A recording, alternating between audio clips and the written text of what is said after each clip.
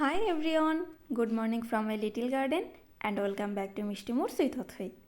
আজকে দিনটা তোমাদের সঙ্গে শেয়ার করব। চলো তাহলে শুরু করি। আমি আমার দিনটা খুব সিম্পল অ্যান্ড হেলদি ওয়েতে শুরু করতে পছন্দ করি। তার জন্য প্রথমেই বানিয়ে নিলাম আমার মর্নিং এনার্জি ড্রিঙ্ক ছোলার ছাতু। খুবই refreshing and full of energy.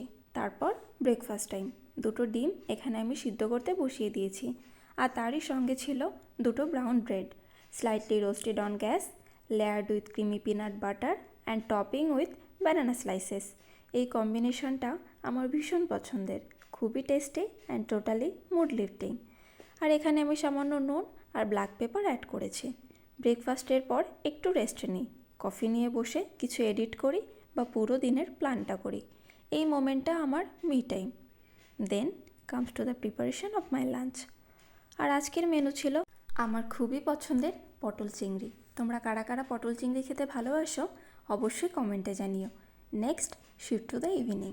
আর সন্ধ্যেটা শুরু হয় 1 কাপ আদা চায়ের সাথে। It's my most peaceful break of the day.